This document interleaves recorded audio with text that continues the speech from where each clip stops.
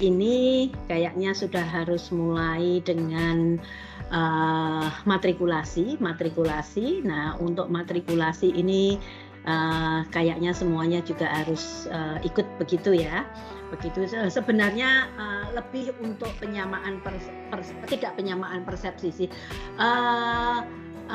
Recharging, kemudian refreshment untuk materi. Jadi filosofi doktor ilmu lingkungan itu kan ABC, abiotik, biotik, dan culture. Nah, abiotiknya itu kan paling gampang. Jadi aspek benda tidak hidup itu bisa berupa air, udara, batu, dan lain-lain. Sementara untuk yang B-nya, biotiknya itu kan, nah yang kita akan bahas semua organisme dari yang kecil sampai paling besar itu termasuk aspek B. C-nya itu culture, itu bukan berarti budaya tetapi lebih banyak ke arah masyarakatnya bagaimana, kemudian stakeholders itu kan tidak hanya masyarakat, regulasinya bagaimana dan lain-lain. Nah, tugas saya untuk matrikulasi di program Doktor Ilmu Lingkungan ini adalah untuk menyampaikan materi terkaitkan dengan aspek biotik, aspek B-nya, sehingga nantinya apapun topik dari Bapak dan Ibu itu pasti harus ada ABC ini. Nah, apakah harus seimbang? Tidak adil itu tidak harus sama rata sama rasa. Tetapi misal ini ketika backgroundnya itu biologi, karena saya lihat di sini ada yang backgroundnya biologi, maka pasti otomatis aspek kajian B-nya itu lebih kental, lebih banyak dibandingkan aspek yang lain, aspek abiotik dan aspek C-nya begitu. Nah, tetapi ketika background-nya atau pekerjaannya saat ini di pemerintahan misalnya saja, sehingga lebih banyak di aspek regulasi, pasti aspek C-nya itu yang lebih kental begitu. Jadi seperti itu. Jadi tidak harus porsinya itu sama persis, tidak, tetapi ketika aspek ini saling terkait dan tidak bisa berdiri sendiri-sendiri, sehingga itu yang kemudian harus dipertimbangkan dan dibahas begitu ya. Oke, baik, saya akan share PPT saya.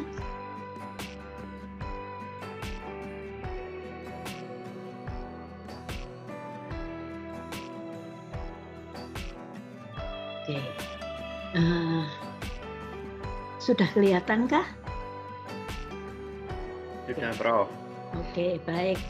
Sudah kelihatan. Ya, baik. Sebelum mulai, jadi perkenalan dulu. Sebagian saya sudah kenal karena ketemu saat wawancara. Sebagian yang lain pasti akan menjadi lebih kenal hari ini. Jadi nama saya panjang, Tri Retnaningsih Suprobowati. Bisa dipanggil apapun asal itu bagian dari nama saya. Ada yang memanggil Naning, tetapi banyak juga yang memanggil Tri. Silahkan mau apapun begitu. Kemudian background saya S1 saya itu dari biologi. Kemudian S2 saya itu applied science, khususnya adalah environmental science dari Western Sydney. Kemudian S3 saya ilmu lingkungan dari UGM dan sebagian itu dari Federation University. Kemudian guru besar saya dalam bidang biologi, tetapi lebih banyak ke aspek lingkungan. Sehingga aspek B itu yang saya geluti dari sejak S1 saya sampai dengan sekarang. Semua penelitian saya itu tidak hanya bicara organisme saja, tetapi how to use it especially as a bioindicator of water quality. Jadi itu yang saya geluti sampai dengan saat ini. Nah, terutama untuk yang terakhir sekarang ini sudah lama sih sebenarnya. Jadi kalau dibuat roadmap itu awalnya fitoplankton, kemudian di sungai, kemudian sungai itu di Pantura Jateng itu sudah pernah saya petakan kualitas airnya berdasarkan fitoplankton dan diatom. Diatom itu mikroorganisme, mikroalga, dia good bioindicator begitu. Terus akhirnya saya fokus sejak 2000 itu fokus gimana kalau diatom ini fosilnya kita gunakan untuk merekonstruksi past conditions dari danau dan lingkungan sekitarnya, dan itu yang saya kerjakan sampai dengan sekarang. Dan mengapa ya, karena satu lesson learned number one yang bisa saya share, pilih topik yang kita suka, yang kita senang, ada passion di situ, itu akan sangat mudah kita lakukan karena kita happy melakukannya, gitu ya. Jadi itu yang kemudian kita punya di bawah LIPI ada puslit limnologi, tetapi limnologi di sana lebih ke arah neolimnologi. Artinya limnologi untuk yang kondisi sekarang. Yang paleolimnologi mereka belum punya ahlinya, sehingga kalau ditanya ya limnologi LIPI sekarang di bawah BRIN ya, itu juga rumah kedua saya karena saya juga membantu mereka, bagian dari tim mereka di aspek paleolimnologi begitu ya. Nah kemudian karena background saya biologi, tentu saja saya mengajarnya itu di FSM, terutama di Departemen Biologi, di S1 Biologi dan S2 Biologi, tetapi saya dosen home base di program DIL. Di DIL itu saya salah satu dosen home base-nya begitu. Nah, sejak 2015 dipercaya sebagai Wakil Dekan Sumber Daya dan Inovasi di SPS, sehingga Bapak dan Ibu ketika offline nanti mulai minggu depan silahkan kalau mau mampir dan berdiskusi, saya ada di gedung A, silahkan nanti datang gitu ya. Oke, nah karena topik yang diberikan di saya itu diversitas dalam lingkungan, terutama adalah kaitannya dengan biodiversitas.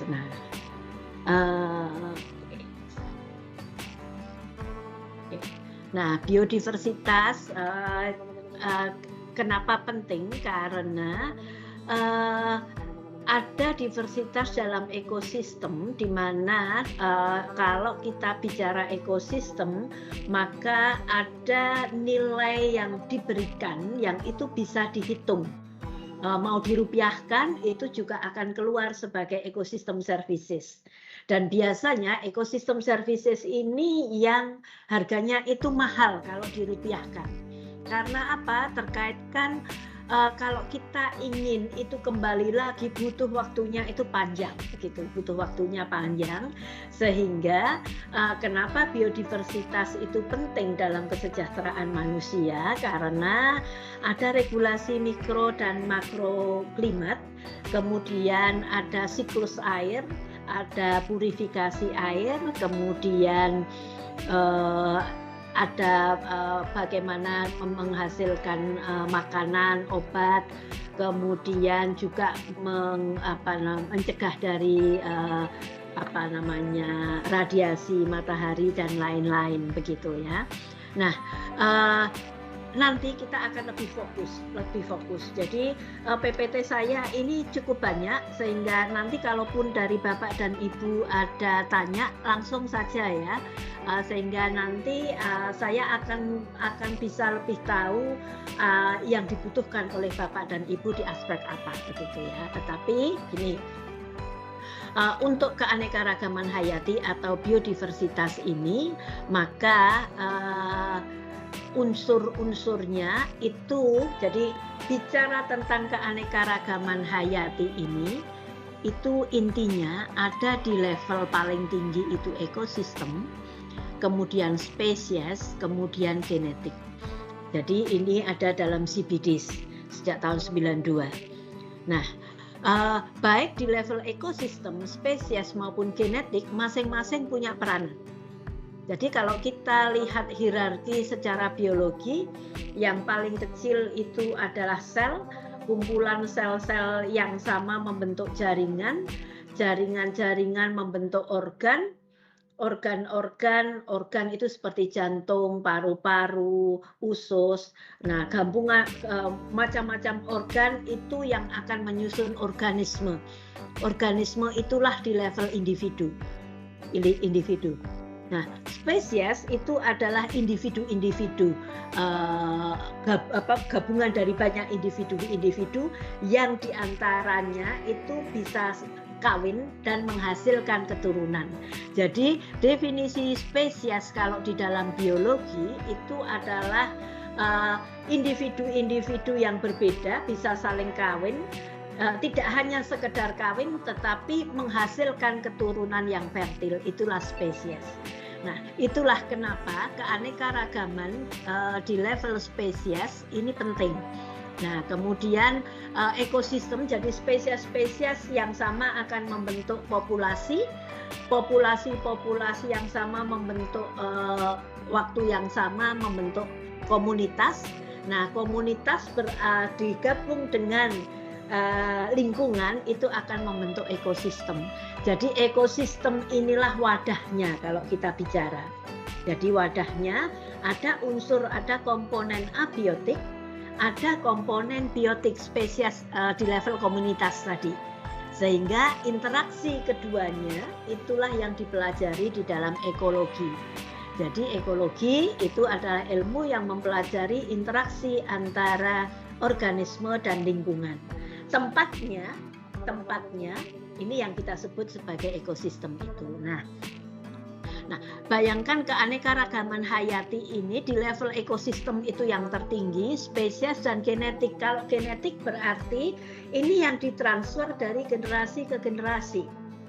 Nah, sekarang ini genetik ini tidak hanya gen, saya pun tahun ini akan menggunakan eDNA, jadi I-nya itu environment DNA, meta barcoding, sampel kita ambil, kemudian kita identifikasi struktur DNA-nya berdasarkan dari aspek lingkungan.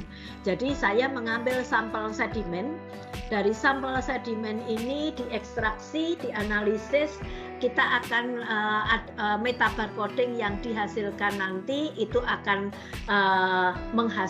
keluar data ada berapa spesies yang ada di situ. Nah, memang itu akan dibandingkan dengan reference. Tetapi kita akan mulai. Kalau kita tidak mulai, kita nanti tidak akan mempunyai database sendiri begitu. Jadi seperti itu. Nah, jadi itu nilai pentingnya mengapa unsur B ini dipelajari di dalam ilmu lingkungan. Jadi ini yang saya sampaikan tadi, bahwa ekosistem itu kesatuan menyeluruh dan saling mempengaruhi dalam membentuk keseimbangan, stabilitas dan produktivitas lingkungan hidup. Karena ekosistem tadi ada unsur A dan B. Yang dipelajari di DIL tidak hanya A, B, tetapi ada C. Saya lebih cenderung juga nanti menambahkan D dan E begitu ya. Nah, ini spesies tadi dapat melangsungkan reproduksi dan menghasilkan keturunan yang fertil. Sementara sumber daya genetik atau plasma nutfah merupakan bahan tanaman, hewan, atau jasa trenik yang mempunyai kemampuan untuk menurunkan sifat dari satu generasi ke generasi berikutnya. Jadi ini plasma nutfah ini yang juga sudah mulai kita galakkan, kita mencoba juga memiliki database terkaitkan dengan SDGs. Jadi untuk SDG yang ini sumber daya genetik SDG gitu ya, bukan SDGs. Kalau SDGs kan Sustainable Development Goals, kalau SDG berarti sumber daya genetik. Ini bentuk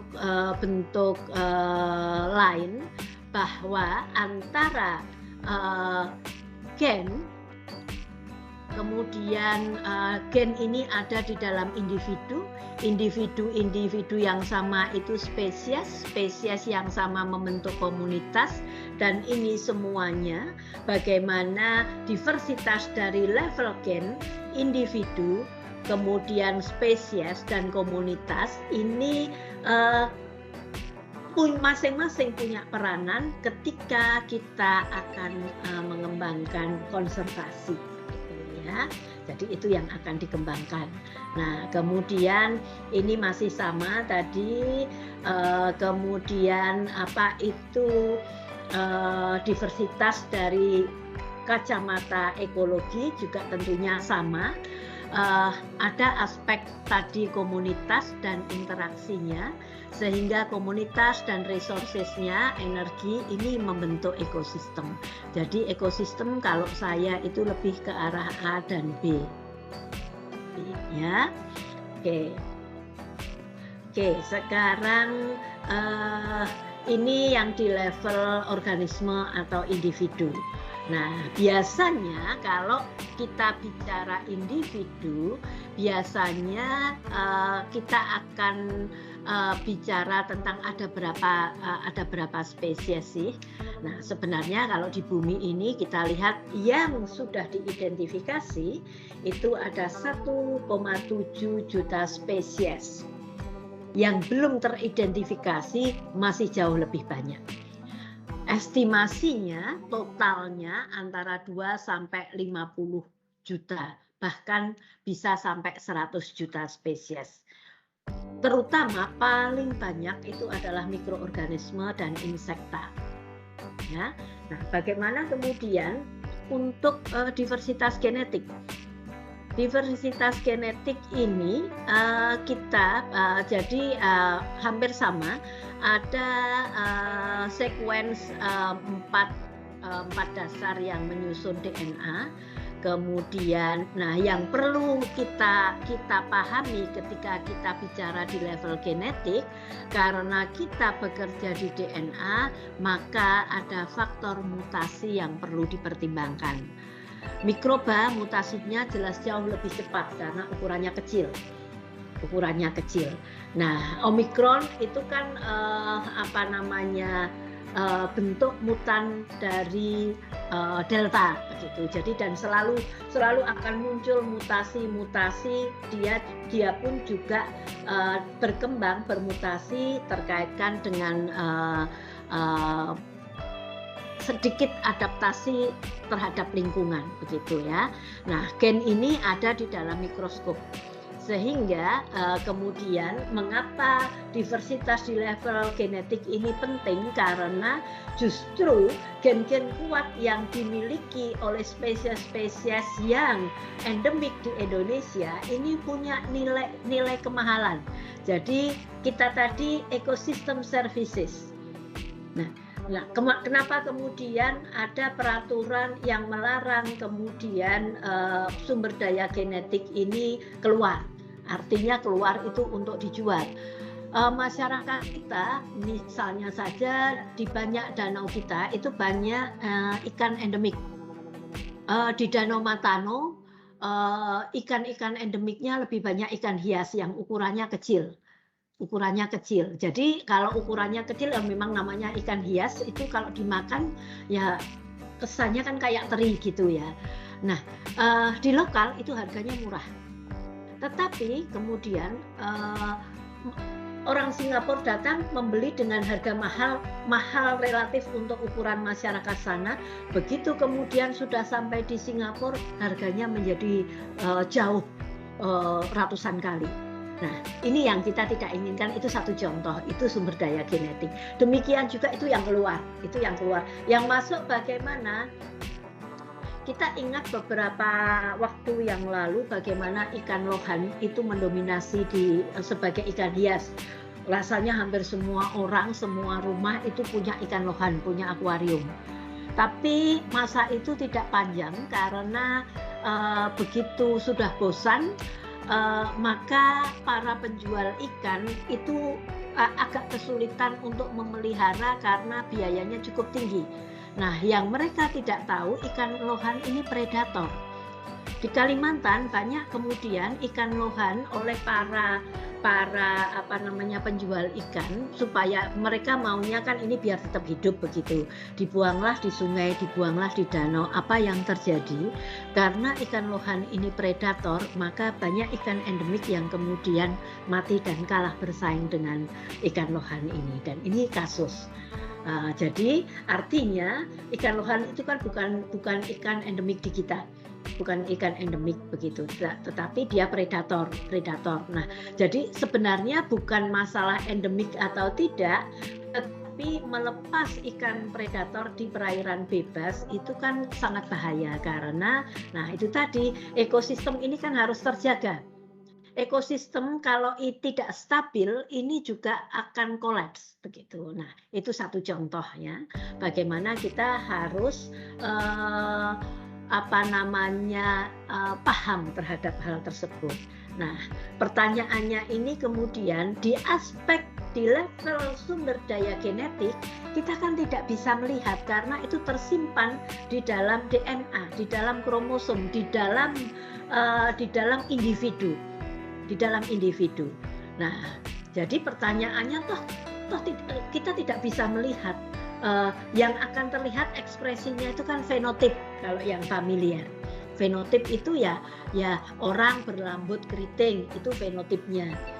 Orang berambut lurus contohnya saja itu. Tetapi sebenarnya apakah yang berambut lurus ini dia lurus asli semuanya ataukah dia heterosit? Nah, ini yang kemudian menjadi penting, yang dominan itu kemudian menjadi rambut keritingnya. Mengapa itu penting? Kenapa kita harus care terhadap biodiversitas, terutama untuk di level genetik? Karena variasi genetik ini yang memungkinkan proses evolusi itu terjadi dan terjadilah seleksi. Seleksi alam itu terjadi di level genetik. Kalau gen-gennya itu tidak kuat secara evolutif, secara alami akan tersingkir. Gen-gen contohnya sekarang ini di era pandemi COVID, orang-orang dengan komorbid artinya secara evolutif itu akan kalah bersaing. Bukan ada persaingan gitu tidak, tetapi secara evolutionary, secara evolutif dia akan kemudian rentan, menjadi sangat rentan. Dan ini komorbid itu kan ada aspek genetik. Komorbid itu kan dia mempunyai biasanya mempunyai penyakit degeneratif, contohnya saja diabetes misalnya saja, contohnya seperti itu. Nah, mengapa kemudian genetik ini penting? Karena sebenarnya kalau kita lihat ada 10 pangkat 9 gen-gen yang berbeda di biota ini. Jadi orang kembar pun itu tetap masih ada perbedaan sekian persen.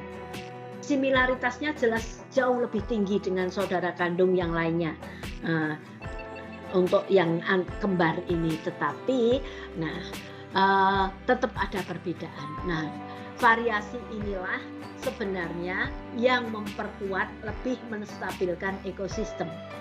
Jadi kalau variasinya tinggi, ekosistem itu akan lebih stabil. Nanti kita akan sampai ke sana, gitu ya. Nanti penjelasannya di sana. Nah, ini kita lihat dulu ini.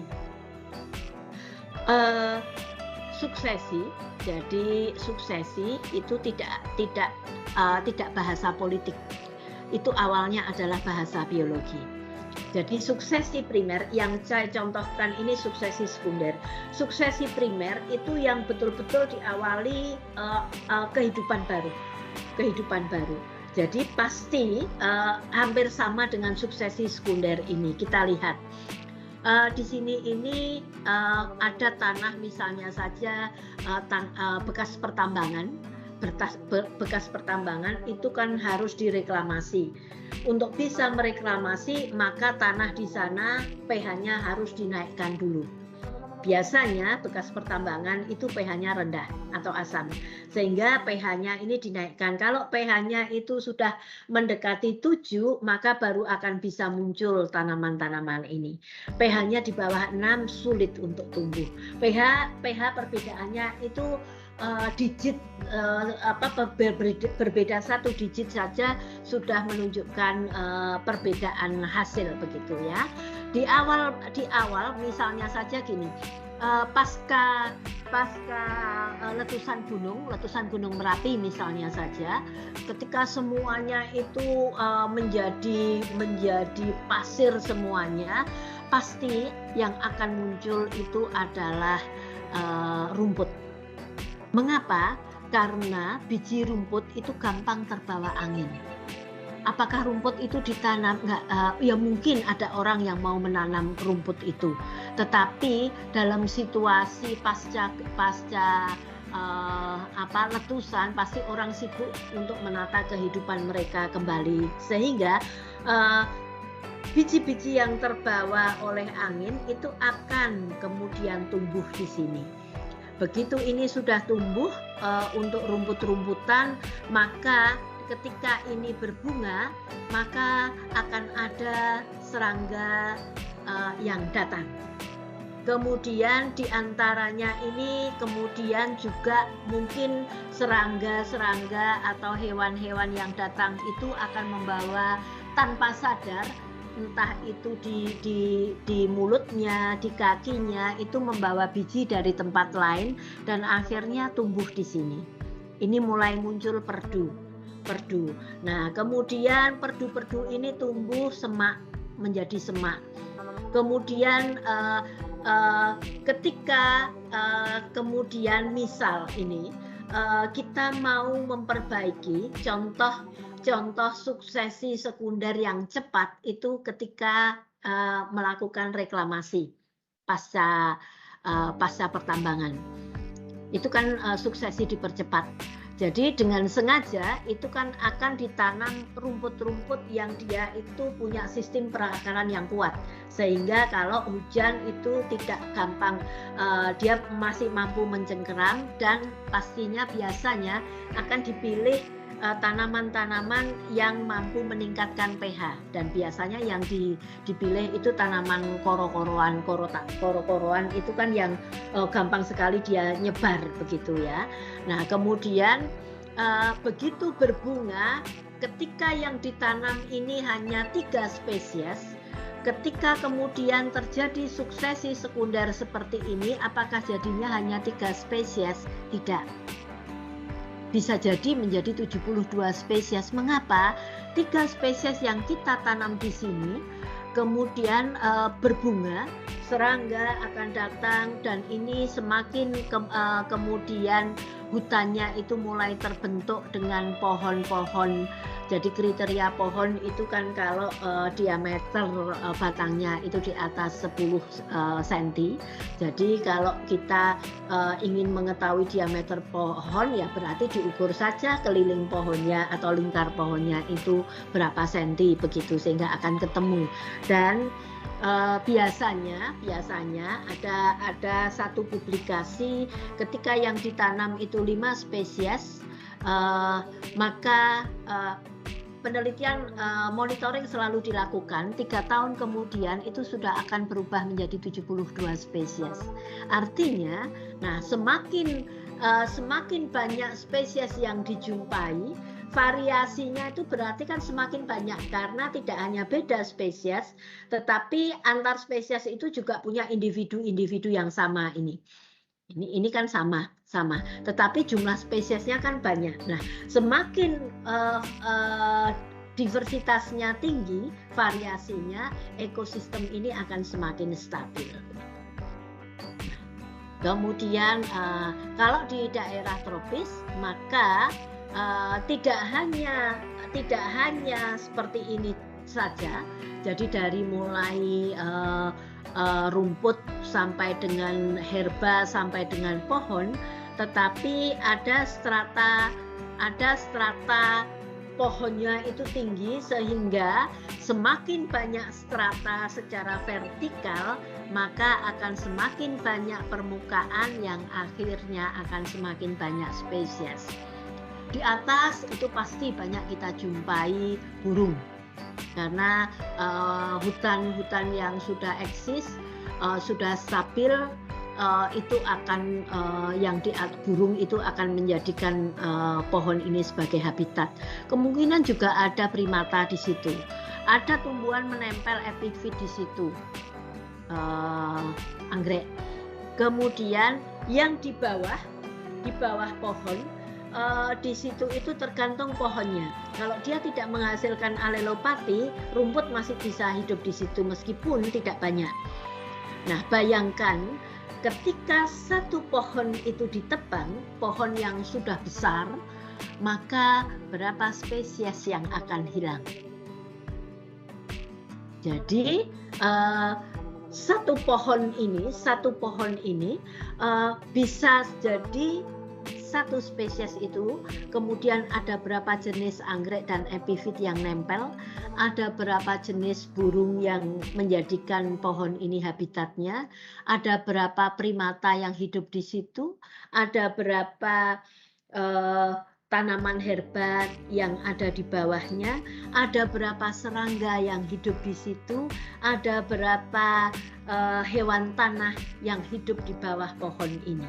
Jadi ketika kita bicara aspek biotik, aspek diversitas, maka valuingnya itu, nilainya itu kalau dirupiahkan ya tinggal menghitung ini.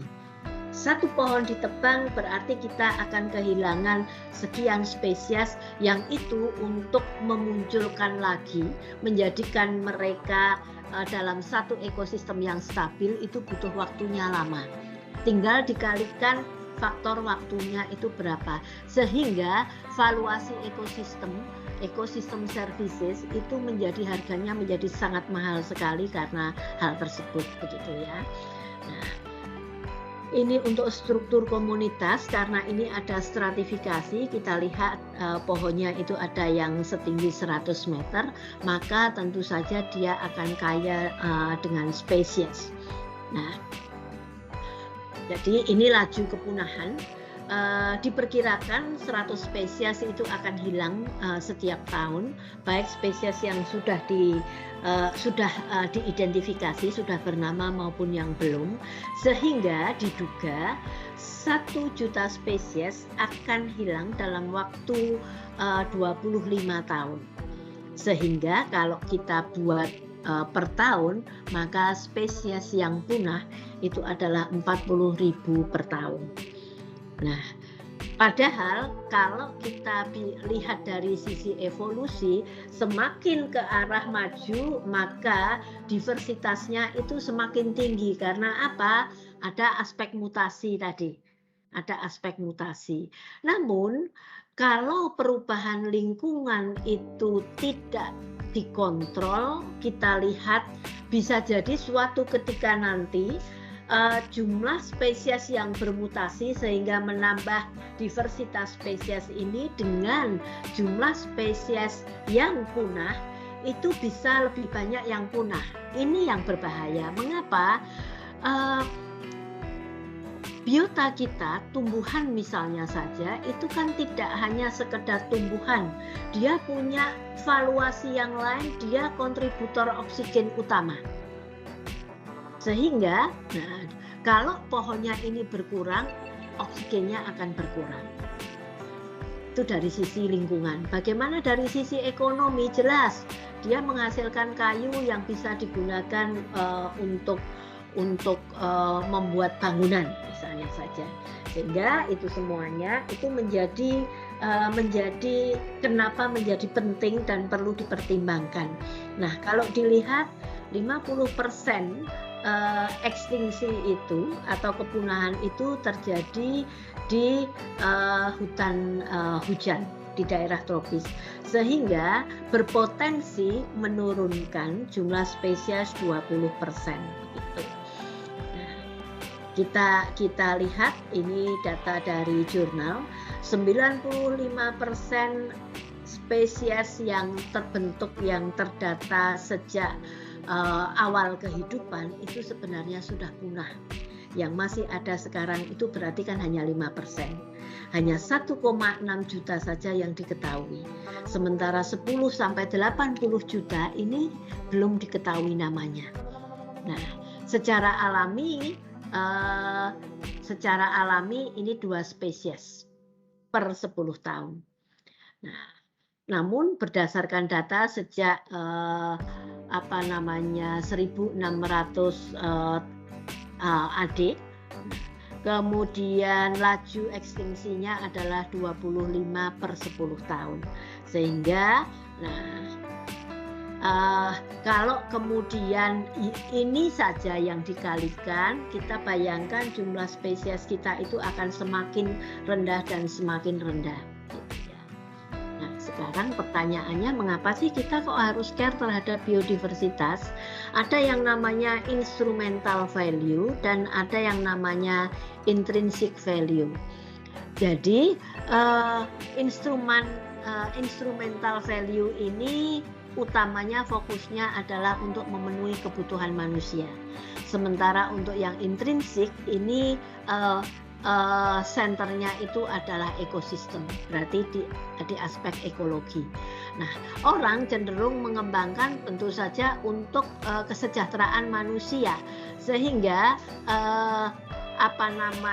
diversitas itu lebih banyak digunakan untuk kebutuhan-kebutuhan, kemudian ecological services, informasi maupun yang lain, termasuk rekreasi, sehingga di aspek yang lain, yang non utilitarian ini ada aspek estetik dan yang lain-lain begitu. Jadi itu mengapa kita tetap harus menjaga biodiversitas tersebut.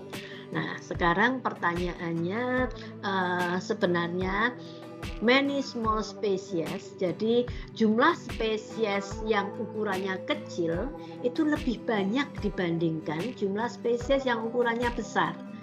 Mengapa? Dalam evolusi, dinosaurus itu satu-satunya kelompok hewan yang proses kepunahannya itu paling cepat.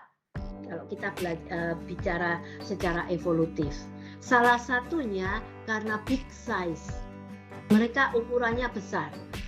Jadi ada dinosaurus yang dia herbivore, memakan tumbuhan. Ketika tumbuhan itu sudah habis, nggak ada lagi yang dimakan.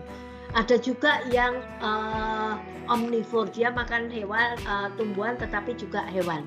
Nah, bayangkan ketika tumbuhan mereka ukurannya gede-gede, sehingga pasti makanan yang masuk itu juga jumlahnya lebih banyak. Bayangkan ketika makanan ini sudah habis, apa yang kemudian terjadi? Kalau mereka tidak punya daya survivalship yang tinggi, pasti akan punah.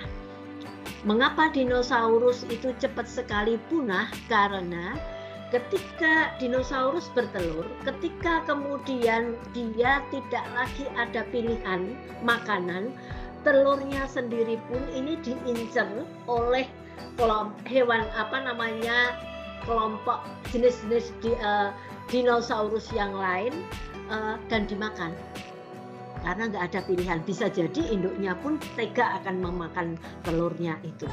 Nah, kalau telurnya ini pun kemudian habis, hilang, maka sudah tidak akan ada lagi generasi. Itu sebabnya definisi spesies di biologi itu adalah mampu bereproduksi dan menghasilkan keturunan yang fertil. Kenapa? Supaya diversitas di level gen ini terus terjaga dari generasi ke generasi. Jadi pertanyaannya, why it is dangerous to be big? Ya, ilustrasinya penjelasannya dengan dinosaurus tadi. Karena kalau big itu kompetisinya besar dan dia untuk apapun, untuk tempat, untuk makanan itu juga besar. Kalau kebutuhannya itu tidak terpenuhi, ya otomatis dia tidak akan bisa survive. Contohnya lagi rusa purba. Rusa purba itu tanduknya itu melebihi dari badannya karena tanduknya ini berkembang terus. Dia belum sampai kawin dan menghasilkan keturunan sudah mati duluan. Matinya karena terlalu berat tanduknya ini, sehingga dia kesulitan.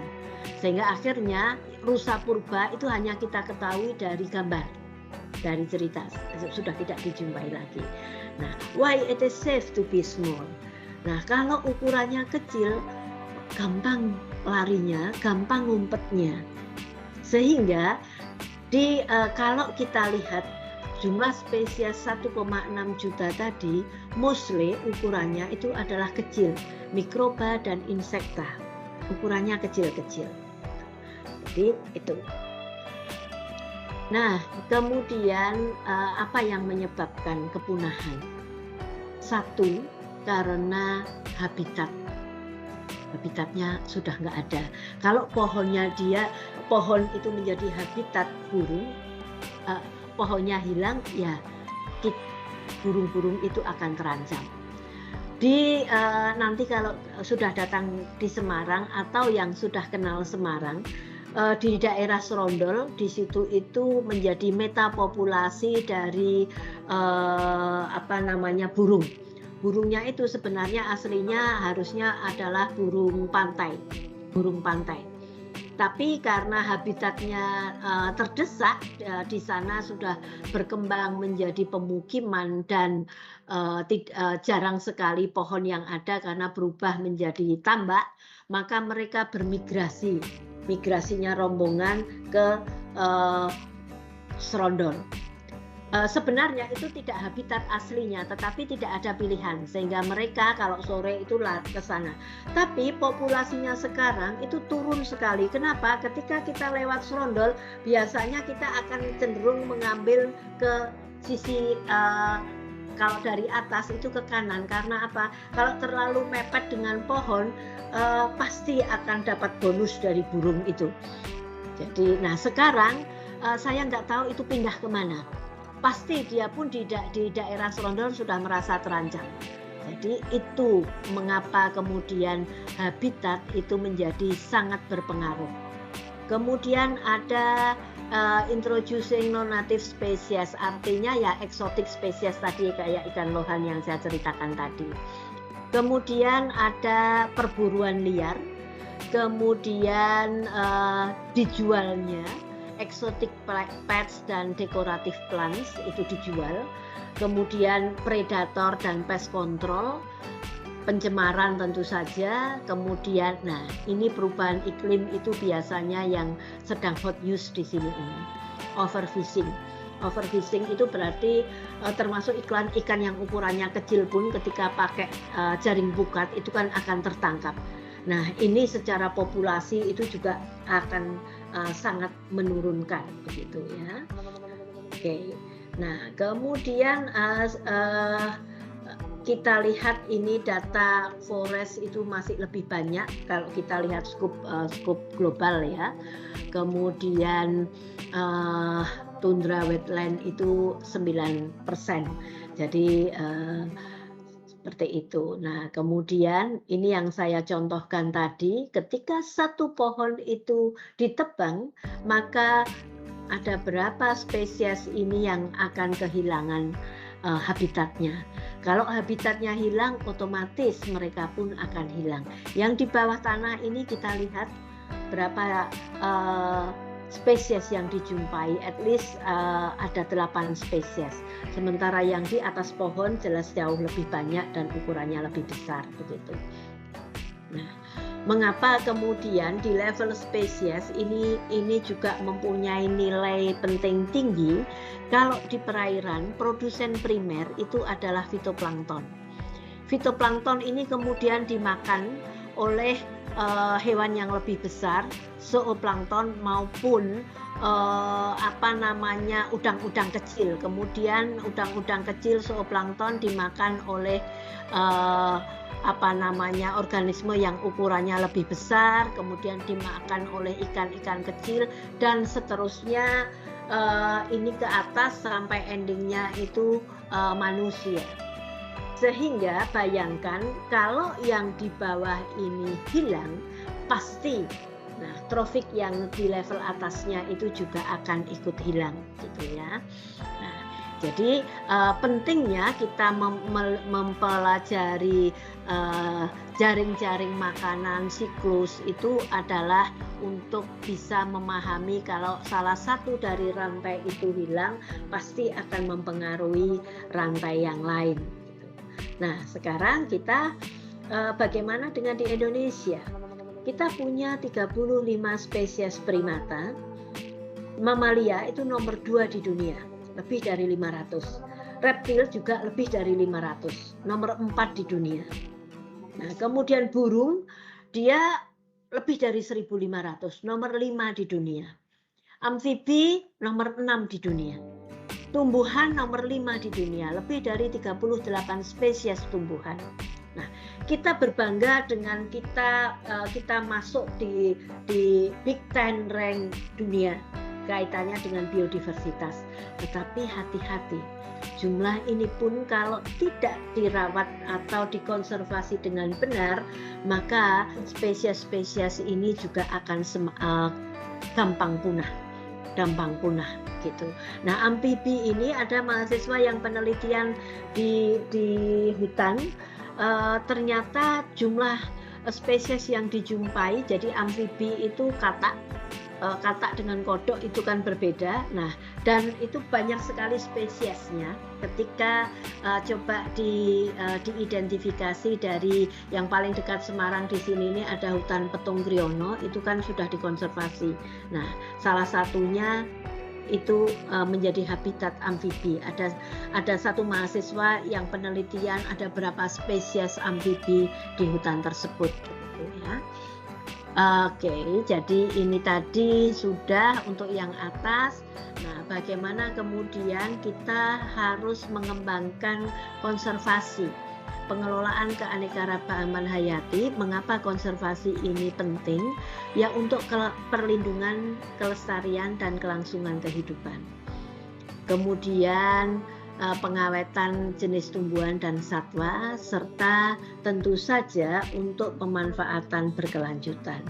Jadi itu pentingnya. Nah, sekarang kita punya Undang-Undang RI nomor 11 tahun 2013 tentang Protokol Nagoya.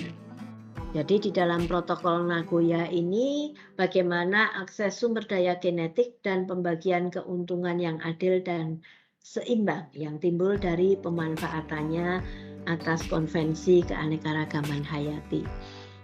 Nah, kemudian download nanti peraturan Menteri LHK nomor 20 tahun 2018, sudah ada revisiannya. Ini adalah tentang jenis tumbuhan dan satwa yang dilindungi. Jenis tumbuhan dan satwa yang dilindungi. Nah, jadi kalau ini tadi data yang kita sampaikan, kemudian yang masuk di dalam status dilindungi undang-undang ini ada 137 mamalia, 564 burung, kemudian 1 amfibi kodok merah itu yang dilindungi, kemudian dan 36 reptil, kemudian 20 ikan, 25 serangga, dan 1 krustasea, ketam kenari, 5 moluska, kemudian juga 3 ketam tapal kuda, dan 126 tumbuhan. Itu yang masuk di peraturan menteri. Namun ketika membahas kaitannya dengan biota, tolong ini harus dipertimbangkan karena apakah spesies itu masuk di dalam list PM 20 tahun 2018. Kalaupun misalnya nama spesies itu tidak muncul, jangan senang dulu, belum tentu. Kita masih punya alat Red List IUCN. Nah, di dalam Red List IUCN, jadi contohnya begini, di peraturan ini untuk jenis-jenis mangrove itu tidak ada. tetapi ketika kemudian kita cari di red list IUCN, Rhizopora stylosa, Rhizopora mucronata, Rhizopora apiculata, semuanya itu ada di dalam red list IUCN kategori LC. Meskipun kategori LC itu maksudnya adalah tumbuhan Rhizopora tersebut dalam kategori terancam punah, karena data-datanya itu sudah ada kecenderungan penurunan yang tinggi. Nah, kemudian ini kita lihat bagaimana biodiversitas dari mulai lokal populasi, intraspesifik, kemudian diantaranya, kemudian ada spesifik, ini ekogeografinya berbeda, interspesifik. Kalau intraspesifik itu berarti di dalam spesies itu artinya variasi di antara individu. Kalau interspesifik berarti di antara spesies-spesies itu ada di dalam komunitas. Jadi spesies A, spesies B ini interspesifik. Nah, kemudian ada pola yang ada, kemudian secara ekologi ada di biosfer ini. Jadi kita lihat evolutionary dan ecological biodiversity itu seperti itu. Oke. Ini contoh, ini global ya, ini global. Data memang sudah lama, tetapi yang ingin saya ajak adalah ayo kita lihat jumlah datanya. Virus turun, bakteria tetap, fungi jumlah spesiesnya naik, protozoa, algae tetap 40, tumbuhan jumlah spesiesnya naik. Apakah, nah kita naiknya ini apakah itu hasil mutasi? Kalau dilihat datanya hanya 3 tahun, ini hasil mutasi kayaknya tidak. Pasti ini lebih ke arah banyak tumbuhan yang belum teridentifikasi kemudian menjadi teridentifikasi begitu ya. Nah, kemudian kita lihat di sini ini ya ada cenderung kenaikan. Tapi untuk kenaikan ini jangan membuat kita senang karena memang lebih banyak yang belum teridentifikasi dibandingkan yang teridentifikasi gitu ya. Oke, ini tadi sudah. Oke, ini tadi sudah. Oke. Nah, ini contoh jumlah spesiesnya itu kan kurang lebihnya 1,5 ini, 1,5. Sementara kalau dilihat total spesies probably-nya itu 12 juta gitu. Jadi kita lihat ini data terkaitkan dengan jumlah spesies mau yang di freshwater, terrestrial maupun simbiotik. Nah, kalau kemudian kita lihat biodiversitas, kita lihat hotspotnya di sini ini yang kita cari pasti Indonesia. Kita lihat di sini ini Indonesia punya hotspot seperti ini. Sri Lanka sama. Intinya apa? Kalau dilihat yang di daerah Khatulistiwa itu biodiversitas lebih tinggi. Ya, untuk evolusi tadi sudah saya singgung. Oke, kemudian begini, isolasi geografi itu juga menyebabkan kemudian dia beradaptasi pada lingkungan yang kecil itu sehingga akhirnya survive dan akhirnya berkembang menjadi spesies baru begitu. Jadi itu contoh burung finch di Galapagos. Itu sebenarnya kalau burung finch di Amerika Selatan ya hanya burung finch, tapi di Galapagos itu kan ada belasan spesies yang berkembang tergantung jenis makanan yang dia punyai. Nah, kemudian ini black turtle, kemudian endemic taxa. Nah, jadi kalau kita bicara biodiversitas, maka endemik taxa ini juga menjadi lebih penting. Karena apa? Ya justru endemik taxa ini nilainya menjadi sangat mahal karena hanya dijumpai di situ. Hanya dijumpai di situ, begitu ya. Dan itu yang kemudian harus dijaga. Nah, kemudian, biasanya untuk tempat-tempat yang terisolasi dia memiliki spesies endemik yang banyak, begitu ya. Nah, kemudian ini contohnya kalau dunia itu di Madagaskar, kalau di Indonesia itu ada di Danau Sentarum di Kalimantan.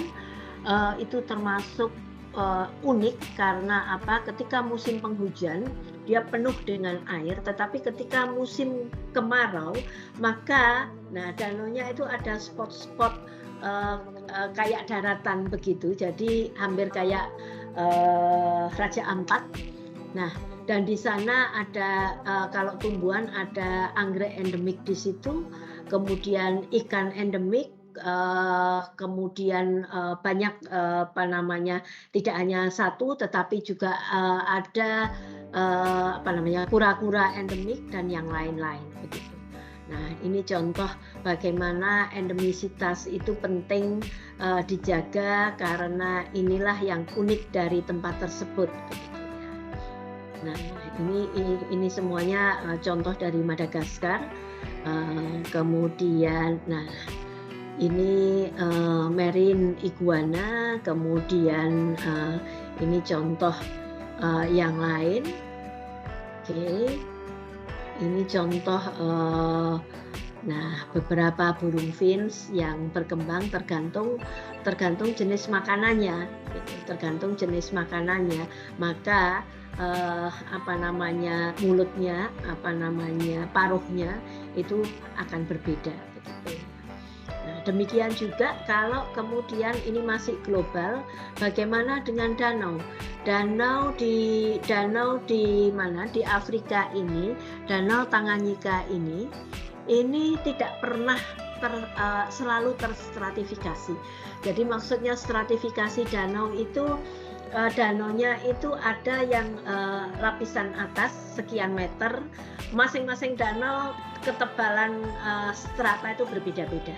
Nah, untuk di Tanganyika dan Malawi ini, terutama untuk yang Danau Tanganyika ini, dia ini dalam dan untuk yang hipolimnion di bawah tidak akan pernah dan selalu dia terstratifikasi sehingga kehidupan yang di dasar itu sangat spesifik. Dia harus mampu beradaptasi tanpa oksigen, tanpa sinar matahari selamanya. Itu sebabnya biasanya untuk danau-danau dalam biasanya mereka itu punya spesies endemik yang kemudian oleh masyarakat kemudian menjadi mitos begitu. Nah, entah itu mitos ataukah memang fakta benar, ada hal-hal tertentu yang itu fakta begitu. Tapi fakta karena sebenarnya ya secara saintifik karena dia selalu terstratifikasi sehingga dia harus beradaptasi dalam kondisi lingkungan tanpa oksigen, tanpa cahaya, sehingga dia harus mengembangkan sensor yang lain, dan itu ketika kemudian entah oleh sebab apa kemudian dia muncul, itu bagi dia sendiri itu yang terbiasa tidak mendapatkan cahaya kemudian tiba-tiba ada cahaya itu juga sakit sekali begitu. Dan itu yang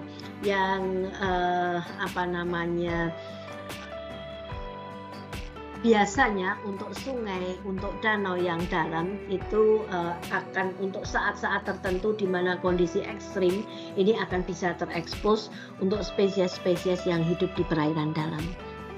Nah, ini contoh. Jadi di Danau Malawi itu ada 280, mungkin akan lebih. Nah, contohnya kalau di Indonesia yang saya sampaikan di Danau Matano, sudah ada satu buku ikan Danau Matano. karena itu saya satu tim, jadi orang limnologi LIPI, Bu Syahromana Sution, dia sudah mengidentifikasi ada banyak spesies endemik ikan hias yang ada dari Danau Matano begitu ya. Nah, kemudian sama, jadi sepertinya ini hanya seperti ini, tetapi kalau kita lihat ada berapa jenis yang ada di sini, dan pada musim-musim tertentu ini kita lihat ini kan kalau di kita kayak kubangan begitu ya, kayak pools begitu itu. Nah, di sini ini dia akan dijumpai banyak sekali jenis amfibi yang ada, tetapi masih kalah dengan di kita begitu ya. Nah, kemudian mengapa tadi sudah kita bahas mengapa di daerah tropis lebih banyak, kemudian di terestrial lebih banyak. Itu PR yang nanti bisa kita diskusikan. Nah, sekarang bagaimana untuk mengukur diversitas? Ada yang namanya Alpha Diversity, indeks keanekaragaman. Kemudian kalau yang beta itu adalah derajat perubahan spesies dari satu komunitas ke komunitas yang lain, dari satu daerah ke daerah yang lain. Itu yang beta diversitas. Kalau yang alfa diversitas itu yang bisa kita kenal sebagai, kalau richness index itu jumlah spesiesnya. Jadi misalnya kita ketemu 53 spesies, ya berarti diversitas richness index itu contohnya adalah Margalif Index. Dia hanya menghitung spesies, tetapi kalau mempertimbangkan jumlah spesies, jumlah individu tiap spesies terhadap jumlah individu seluruh spesies, maka biasanya kita akan menggunakan indeks keanekaragaman Shannon-Wiener. Jadi kenapa yang paling populer itu adalah indeks keanekaragaman Shannon-Wiener, karena dia menghitung proporsi jumlah individu suatu spesies, kontribusinya terhadap keseluruhan spesies.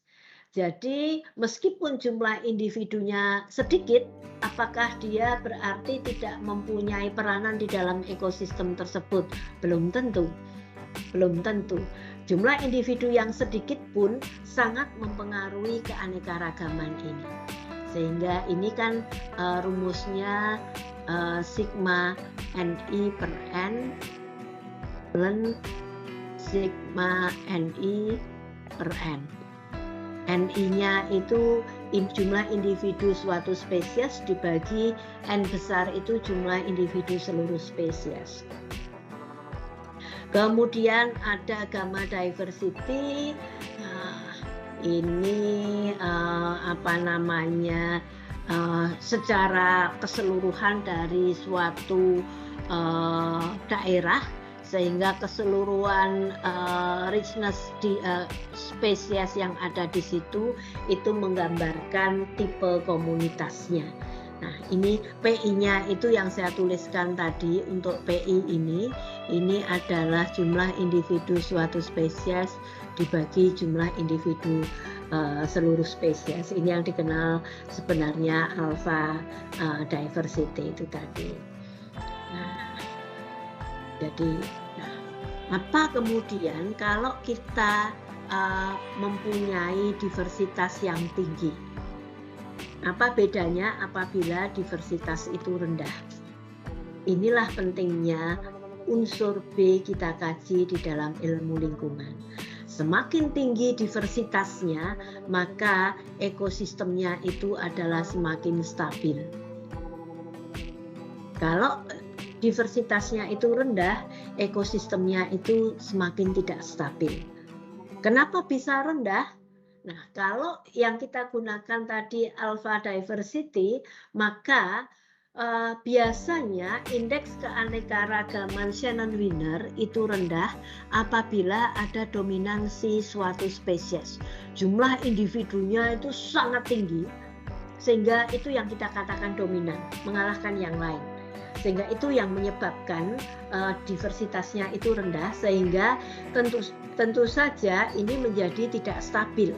Karena apa? Ada dominansi.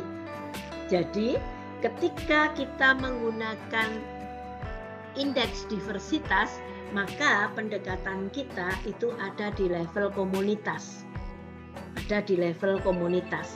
Ketika kemudian yang kita ketahui sebenarnya spesies apa sih yang dominan? Oh, ternyata yang dominan itu adalah Aulacoseria granulata misalnya. Nah, itu di level spesies. Spesies Aulacoseria granulata itu akan dominan apabila pH-nya itu cenderung basa dan nutriennya itu sangat tinggi. Jadi kita akan tahu, nah itulah kemudian di level spesies saya akan menggunakan spesies itu sebagai bioindikator.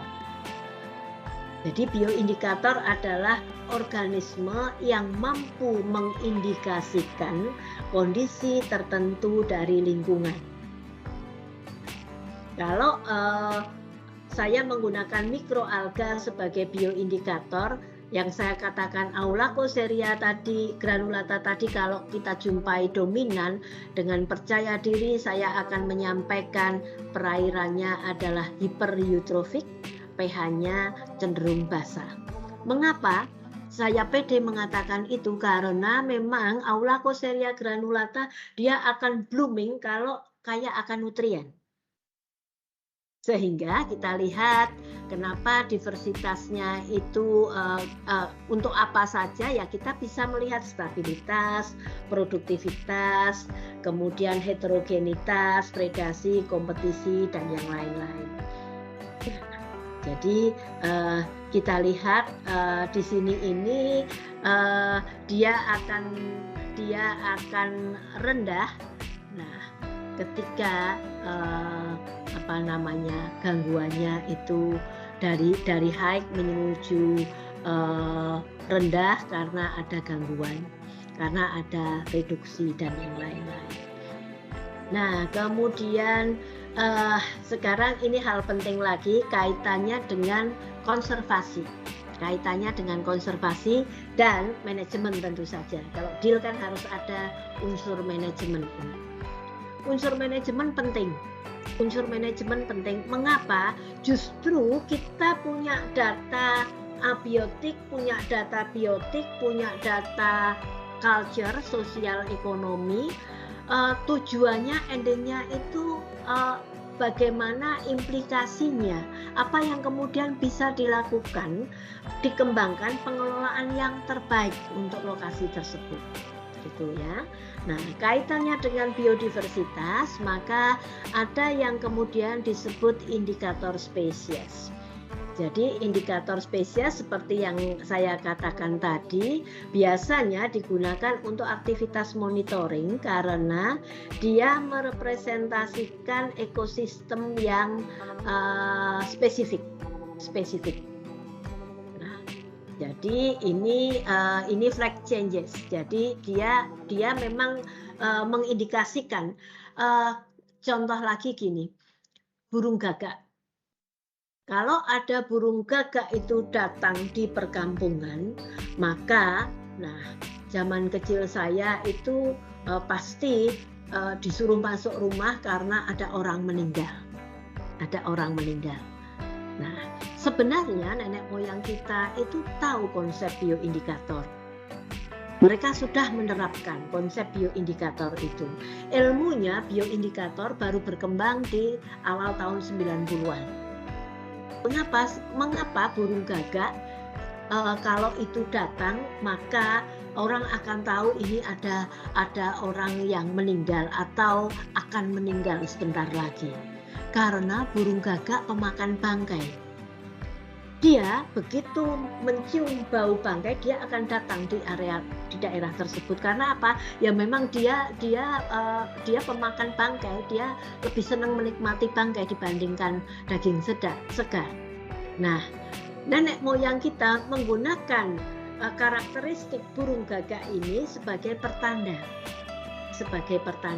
Maka kemudian itu sebenarnya konsep bioindikator. Kita sudah tahu, konsep nenek moyang kita sudah tahu. Itu satu contoh ya. Kemudian ada lagi yang namanya umbrella species. Jadi umbrella species ini spesies yang memiliki home ring dan habitat, kebutuhan habitatnya itu ringnya sangat luas, sehingga biasanya dia membutuhkan area yang luas dan menyebabkan spesies yang lain tidak bisa ke situ. Nanti masing-masing kita bahas lebih spesifik. Kemudian ada yang namanya flagship species. Flagship species ini spesies karismatik yang digunakan sebagai simbol. Nah, untuk menstimulasi konservasi awareness. Contohnya kalau Jawa Tengah itu flagship spesiesnya itu bunga kandil kalau tidak salah, sama burung apa ya? Kok tiba-tiba blank begitu ya. Nah, kita flagship burung Garuda itu merupakan flagship spesies. Dia karismatik kemudian digunakan untuk simbol. Jadi baliknya lagi, sejak sebelum kemerdekaan sampai dengan kemerdekaan kita sudah aware terhadap aspek konservasi. Kemudian ada Threatened Species. Nah, ini yang saya katakan IUCN Threatened Species kategori ini yang kemudian sudah digunakan terhadap spesies-spesies endemik begitu ya. Oke, jadi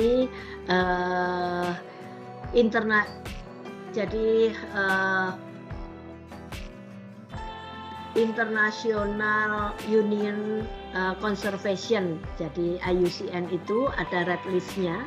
Masukkan saja nama spesies yang dipunyai dalam nama spesies dalam bahasa ilmiah ya. Kita ketambahan N1 saja, misalnya Soneratia itu dia tidak akan muncul. Jadi harus betul-betul menggunakan nama ilmiah yang benar begitu ya.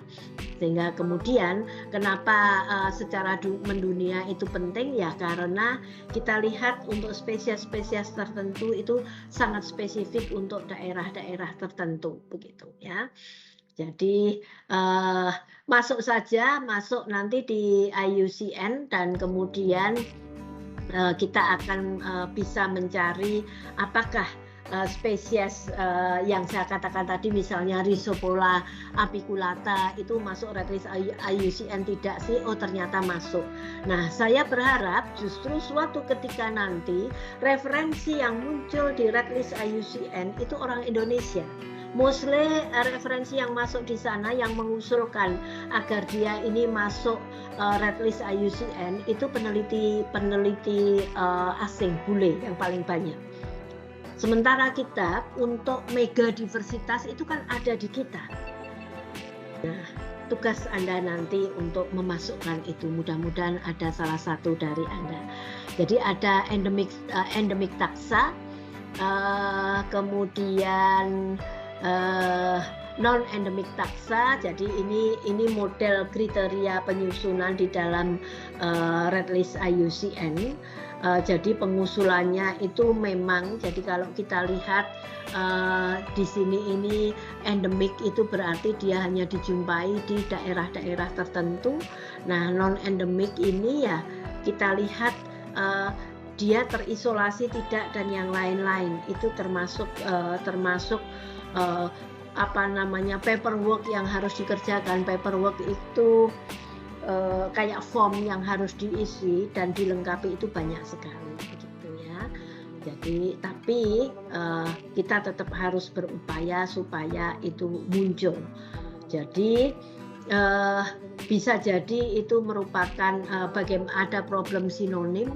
Kemudian tadi definisi spesies sudah. Nah, kadang-kadang satu spesies oleh peneliti yang berbeda diident sebagai spesies yang berbeda. atau sebenarnya satu spesies yang sama tapi diident menjadi spesies berbeda. Nah, itulah problem di dalam identifikasi. Nah, jadi itu ini apa namanya, ini problem-problem yang dihadapi. Oke, ini tadi bicara diversitas, maka ini juga angka-angka pendukung berdasarkan hasil penelitian. Tadi juga sudah kita singgung bahwa forest canopy for forest floratio itu 2:1. Nah, kemudian Erwin edit yang ketiga terhadap jumlah kanopi spesies terhadap jumlah total kanopi spesies. Oke, sehingga kita lihat ini kalau menurut hitung-hitungannya Erwin, maka ada sampai 1.200 kumbang spesies dalam satu spesies kanopi. Artinya pada satu pohon besar itu dijumpai 1.200 beetles ini. Ya, kemudian ini contoh, ini data-data berdasarkan hasil penelitian begitu ya. Kemudian di tropical tree berarti ada lebih dari 8 juta beetle species begitu. Nah, jadi ini contoh, kemudian bagaimana dengan arthropod dan seterusnya. Jadi hitung-hitungannya itu dia membuat batasan-batasan. Nah, itu sebabnya di level S3 batasan operasional penelitian itu harus ditetapkan, karena ya seperti ini, dia punya asumsi-asumsi yang dikembangkan. Jadi asumsi itu yang di dalam pembahasan itu harus disampaikan. Karena bisa jadi dengan asumsi berbeda hasilnya akan lain begitu ya. Oke, sehingga estimasinya di daerah tropical itu ada 30 juta spesies arthropoda, baik yang sudah diidentifikasi maupun yang belum. Yang diidentifikasi paling-paling hanya berapa juta begitu. Nah, kemudian ini masih terhadap hitung-hitungannya. Kemudian, nah ini data tadi estimasinya. Nah, kita lihat ada yang very poor, ada yang moderate. Very poor ini untuk algae protozoa ini masih very poor. Yang good ini hanya plant dan chordata. Artinya baru jenis tanaman tingkat tinggi dan hewan-hewan tingkat tinggi itu yang datanya itu good. Very good belum ada. Kalau secara keseluruhan itu masih very poor. Very poor. Ya. Oke, kita estimasi kepunahan. Kemudian silahkan ini bisa di yang senang burung bisa di-download, silahkan cari di apa namanya internet ya. Jadi untuk mengestimasi laju kepunahan itu bisa dengan spesies by species assessment atau dengan ini relative extinction, laju kepunahan relatif antara taksa yang berbeda terhadap jumlah kepunahan yang bisa diprediksi. Jadi bagi Bapak dan Ibu yang tertarik untuk mengkaji aspek kepunahan spesies, nah ini yang beberapa slide belakangan ini yang perlu lebih detail dipelajari, karena memang penting, karena ada beberapa asumsi yang harus dikembangkan. Jadi endemisitas itu penting, habitat loss itu penting. Di sini ini the rate of habitat loss is uncertain. Jadi tidak tidak sulit untuk diterka. Kemudian global level, terutama perubahan global, kemudian aspek genetik, survivorship dari spesies tersebut, pola perubahan habitat, hubungan antara spesies dengan takson tertentu di dalam grup itu, gangguan terhadap hilangnya habitat, termasuk untuk perubahan ke depan kaitannya dengan human behavior. Nah, jadi IUCN itu adalah International Union for Conservation of Nature. Jadi ini global, sehingga proses untuk masuk red list listing ini kita lihat sekilas saja.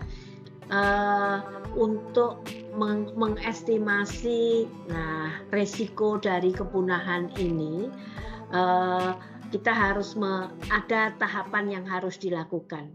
Bagaimana caranya kita memahami bahwa spesies yang kita punyai itu mempunyai resiko kepunahan di masa yang akan datang, sehingga data apa saja yang diperlukan, begitu ya. Sehingga ada di sini ini IUCN Red List Categorize and Criteria, ini juga bisa di-download. Silahkan, nanti semuanya ada di sini, dan paperwork atau form yang harus diisi itu banyak sekali.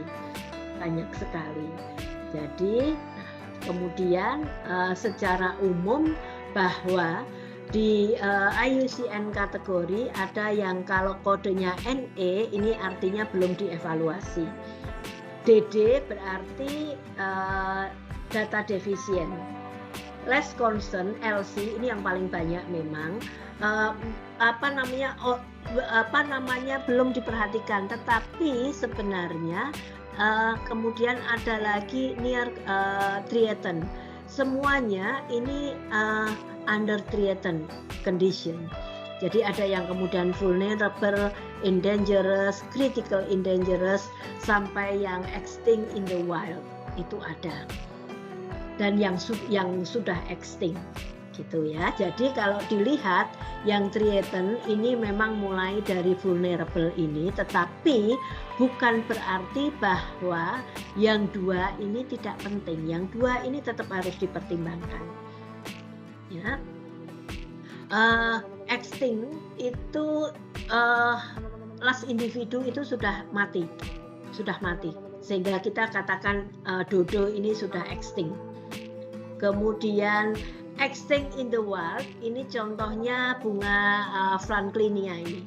Jadi dia extinct in the wild, di alam sudah punah, meskipun di lab di tempat tertentu itu masih ada sebenarnya. Itu istilahnya extinct in the wild. Nah, kemudian ada critical endangered atau vulnerable. Ini contoh Hibiscus fragilis, ini dia critical endangered. Kemudian albatros ini endangered, very high risk extinction in the wild ini. Nah, kemudian vulnerable golden pagoda ini. Nah, ini vulnerable, high risk of extinction. Jadi kalau endangered ini very high risk, kalau ini high risk. Nah, kemudian near threatened, nah ini Laurus ini. Does not, tidak terkualifikasi CR, EN atau FU, tetapi nah dia qualified untuk termasuk terancam punah di masa yang akan datang, termasuk yang LC. Olive babon ini termasuk LC. Jadi dia biasanya yang Wisconsin ini dia memiliki distribusi dan kemelimpahan yang cukup tinggi, begitu. Namun dia dimasukkan di kategori ini agar upaya konservasi terus dilakukan agar dia tidak masuk di kategori threatened tadi itu untuk LC. Ini Tree Tomatoes ini masuk data defisiensi.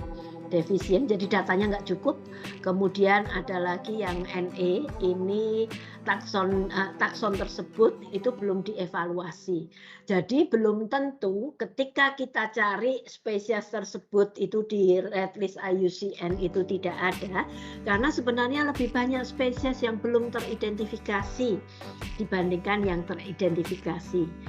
Yang kedua, karena memang belum ada yang mengusulkan dia ini masuk di kriteria yang mana.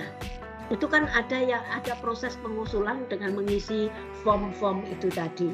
Kalau itu nanti sesudah dievaluasi, verifikasi benar, maka dia akan masuk di red list IUCN, masuk dalam list merah dari IUCN, yang kemudian referensi apa yang kita usulkan itu menjadi referensi.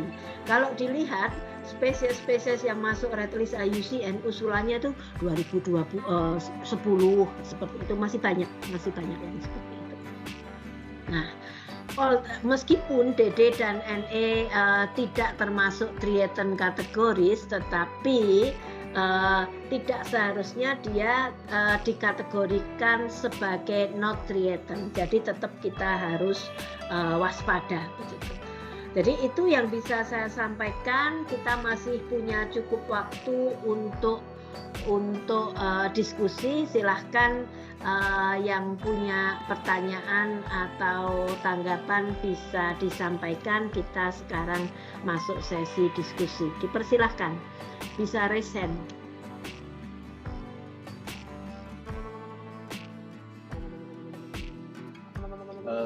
Mohon maaf Bu, Prof mau tanya. Ya. Ini siapa ya ini sebentar. Ya, silahkan. Baik Prof, kami dari latar belakang dari pertambangan Bu.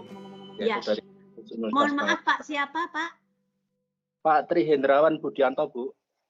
Bentar saya cari. Oh, Tri Hendrawan ya Budianto. Ya Pak Tri, silahkan. Tadi disampaikan bahwa di pH tambang itu harus dinaikkan menjadi 7. Ya. Kami ada beberapa, yaitu penanaman padi merah, yaitu di Ya. dengan pH 5,6 hidup. Ya. Terus kemudian untuk tanaman akasia yang sudah direklamasi di PT Timah itu juga hidup. Ya. Coba pohon kaliandra sama Santos lemon, Ya. ternyata juga hidup Bu. pH-nya kurang dari 7. pH-nya kurang dari 7. Oke. Ya. Untuk hewan yang kolibri itu yang kami tidak nyangka ternyata datang ke pohon tersebut, yaitu kalian sama Santos lemon. Ya. Apakah hal tersebut sebagai bisa dijadikan rujukan penelitian ataukah hanya sebatas informasi saja Bu? Terima kasih. Oke. Baik Pak Tri Hendrawan, ini informasi yang bagus. Betul Pak Tri, biasanya selagi pH di atas 5 itu sebenarnya sudah memungkinkan ada kehidupan. Tetapi tidak semua spesies mampu hidup di pH tersebut. Jadi pemilihan yang dilakukan oleh pertambangan itu tepat karena memang ada spesies yang dia punya adaptif pada pH di bawah 6. Nah, pemilihannya itu kan memang spesies-spesies yang memang dia adaptif pada pH rendah. Harapannya ketika ini nanti sudah survive di sana, akan kemudian menyebabkan pH-nya sekarang berapa Pak? Masih 5 atau sudah naik? Masih 5 Bu. Masih 5, oke. Ya, terus kemudian kami kombinasikan dengan memasukkan air laut Bu. Di akar-akarnya memang ada tanaman yang tidak kuat dengan air laut waktu pas itu. Yang kedua adalah untuk Santos lemon, kaliandra malah berkembang banyak Bu. Oke. Kalau dimasukkan air laut tentu saja untuk spesies-spesies yang dia itu tanaman terestrial, dia pasti nggak akan mampu, Pak. Nggak akan mampu, karena kalau air laut pasti salinitasnya meskipun itu di bawah 30 misalnya, tetapi tidak semua spesies mampu beradaptasi pada salinitas di atas 10 apalagi di atas 20 begitu. Nah, tapi ada beberapa spesies yang memang tahan. Nah, Kaliandra ini bagus karena dia nanti dia memperbaiki sistem tanahnya juga. Nah, justru dengan penanaman ini kalau konsep suksesi tadi itu sudah berjalan. Harapannya tidak hanya sekedar membentuk habitat atau ekosistem baru. Intinya kalau di bekas pertambangan itu kan kita menciptakan ekosistem baru dengan suksesi yang dipercepat. Nah, harapannya kalau misalnya saya lebih merekomendasikan kalau Pak Tri itu bekerja di pertambangan, ya sudah itu saja diteliti, Pak. Ada data monitoring misalnya saja dulu yang ditanam di sana jumlah spesiesnya berapa, apa saja. Nah, penelitiannya Pak Tri, kondisi existing condition tahun ini misalnya, itu sekarang menjadi berapa spesies, yang dominan spesies apa, kemudian dibandingkan dengan pertama kali awal dulu, sehingga proses perubahannya ini, berapa tahun ini, itu yang bisa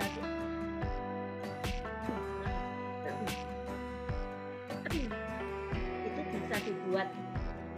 Endingnya nanti justru modeling untuk pengelolaan ke depan supaya ekosistem di bekas pertambangan ini segera stabil begitu. Nah, untuk pit lake-nya bagaimana, Pak? Ada pit lake-nya di sana? Pit lake? Belum kami teliti, Bu. Oh, belum. Nah, karena contohnya di PTBA, PT Bukit Asam, itu untuk pit lake-nya itu kan pH-nya bahkan air yang sudah dilewatkan wetland-nya itu ada beberapa kolam itu pH-nya itu 6, sehingga pertambangannya yang disampaikan Pak Tri itu bagus karena dia kan 5 sudah bisa tumbuh. Nah, yang pit lake yang awal, yang PR yang diberikan, bagaimana meningkatkan pH menuju 4 dulu supaya bisa ada kehidupan dulu di situ. Kalau ada kehidupan, nanti kan kita treatment lagi, dan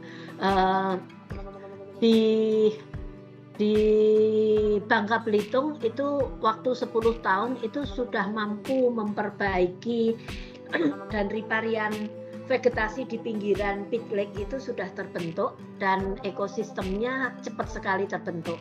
Nah, saya membayangkan yang di tempatnya Pak Tri ini juga karena itu sudah pohon ya Pak ya yang ditanam, itu sudah artinya prosesnya mungkin akan lebih cepat. Untuk pit lake memang belum diteliti, tetapi itu pun menjadi ranah yang bisa, salah satu pilihan yang bisa pilihan penelitian alternatif yang bisa dipilih Pak Tri begitu. Jadi untuk penelitiannya ya gunakan saja data-data yang sudah ada di kantor itu sebagai data sekunder. Kemudian data primernya pastikan existing condition. Pak Tri diuntungkan karena bekerja di situ, sehingga untuk existing condition itu mungkin kan pekerjaan rutin di kantor untuk monitoring saat ini.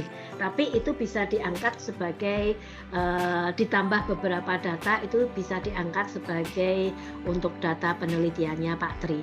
Nah, saya justru begitu Pak Tri cerita kalau bekerja di pertambangan, data time series untuk parameter apapun, termasuk parameter kualitas air maupun pH itu tadi, kalau ada data time series, itu kan dibuat diagram batang, itu trennya bagaimana. Untuk meningkatkan pH 0,1 butuh waktu berapa tahun misalnya saja. Itu Pak Tri sudah akan bisa melihat, karena cari data-data tahun-tahun sekian tahun ke belakang dan itu dibuat. Nah, mahalnya penelitian time series seperti itu. Ketika kita mampu mendapatkan data time series, itu akan sangat mudah melihat tren itu. Tetapi seringkali kalau kita tidak punya akses, maka data time series ini kalau kita nunggu penelitian 10 tahun, ya kapan lulusnya, kan begitu. Jadi yang kondisi sekarang saja, existing condition itu yang data primer. Nah, data-data sebelumnya ya kita ambil data time series, begitu Pak Tri. Pertambangan apa Pak Tri di sana? PT Timah, Bu. PT Timah, di mana itu? Di Bangka Belitung, Bu. Oh, di Bangka Belitung, oke.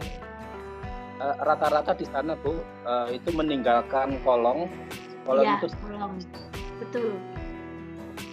Sehingga mineral yang tidak diinginkan oleh pertambangan, tapi memang itu dibutuhkan untuk mengikat timahnya. Namun efek di air sama tanah yang tandus. Ya. Tapi bagus kok Pak, yang saya ceritakan tadi itu kan kolong. Saya punya penelitian teman saya, kolega saya, 10 tahun itu vegetasi riparian kolong itu sudah terbentuk bagus begitu. Sudah terbentuk bagus. Dan artinya kalau saya melihat dari foto itu, suksesi dalam 10 tahun itu sudah memperbaiki tidak hanya kualitas air, tetapi juga catchment area di daerah, di datarannya, di terestrialnya, begitu.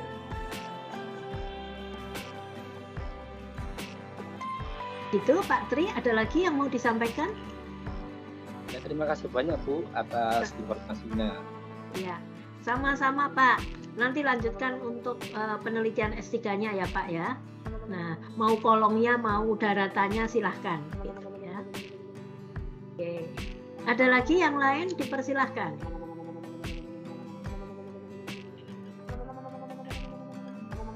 Halo, Pak Mulyadi, kayaknya ini yang speakernya on.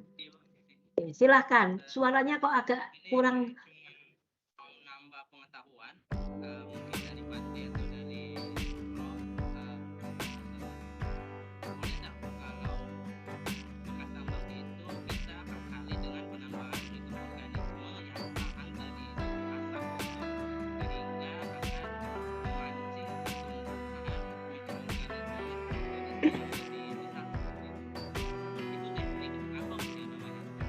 Ya, baik Pak Mulyadi, suaranya agak kecil. Yang saya tangkap ini berarti masih di pertambangan tadi, mau meremediasi menggunakan mikroba, begitu ya Pak? Oke. Saya punya bimbingan, dia meremediasi bekas pertambangan emas tapi skala lab. Jadi kemudian dia mengisolasi mikroba yang ada di bekas pertambangan tersebut, dijumpai lebih dari 10 spesies, 6 diantaranya itu teridentifikasi sebagai spesies indigenous. Nah, karena ini diidentifikasi sehingga dia mirip Pseudomonas bacillus dan lain-lain, mirip-mirip tapi ada kodenya strain apa. Nah, ketika saya menyampaikan data tersebut, hasil penelitian bahwa sebenarnya spesies indigenous itu punya potensi untuk mereduksi terutama merkuri. Tetapi saya tidak merekomendasikan penggunaan mikroba langsung di alam tanpa pengawasan yang ketat. Mengapa? Tadi mikroba tadi kita sudah mempelajari mutasinya itu cepat karena umur mikroba 96 jam bagi mikroba itu sudah beberapa generasi. Bagi kita itu hanya 96 jam. 96 jam itu mikroba sudah mampu beradaptasi. Jadi Pak Mulyadi bisa untuk remediasi menggunakan mikroba, namun harus betul-betul terkontrol supaya ini tidak nyebar. Contoh, kita semua tahu walang sangit. Walang sangit itu kan menjadi hama pertanian kita sejak tahun 70-an. Mengapa? Karena walang sangit itu bukan spesies kita, itu spesies eksotik. Nah, waktu itu jadi ada pengendalian hayati yang bisa, jadi kita menggunakan organisme sebagai biokontrol. Nah, pada saat pada awalnya walang sangit ini dulu sebagai biokontrol, tetapi kemudian dia tumbuh sangat pesat sehingga akhirnya menjadi hama gitu. Jadi, nah yang kita khawatirkan itu seperti itu Pak Mulyadi. Jadi pada prinsipnya secara laboratoris itu running well, bagus, waktunya pendek. Namun pertanyaannya, apakah kita siap mengimplementasikan itu di lapang yang semuanya itu harus betul-betul terkontrol. Masalahnya karena ini ukurannya kecil sehingga tidak kelihatan. Itu sebenarnya, dan biasanya yang ukuran kecil ini ketika mau diaplikasikan, nah kita kan harus punya tools kuat untuk memonitor ini. Jadi yang diharapkan kan tidak kemudian kita mau menyelesaikan masalah tetapi kemudian memunculkan masalah baru. Begitu ya Pak Mulyadi ya. Jadi secara prinsip bisa, tetapi untuk diimplementasikan di lapang harus betul-betul dipertimbangkan. Itu pertanyaan yang sama yang disampaikan PTPA. Ketika kami ke sana kemudian ditanyakan, ya ada, cuman saya tidak merekomendasikan. Jadi kalau mau melakukan silahkan, tetapi saya tidak merekomendasikan. Dan akhirnya mereka kan butuh gimana caranya mengimprove pH dalam waktu singkat. Kalau pakai mikroba kan ada mikroba tertentu yang mampu. Nah saya bilang saya tidak merekomendasikan itu karena ketika nanti itu kemudian bermutasi dan menjadi toksik dan lain-lain, nah tanggung jawabnya jauh lebih gede begitu. Jadi kita ingin menyelesaikan masalah, yang kita pilih adalah tools yang memang betul-betul menyelesaikan masalah, tetapi tidak memindahkan masalah atau menciptakan masalah baru. Begitu Pak Mulyadi?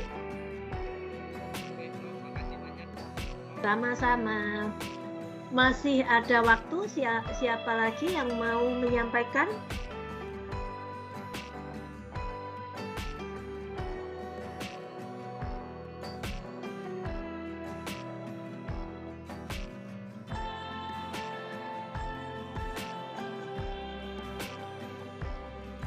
Atau tanggapan, silahkan.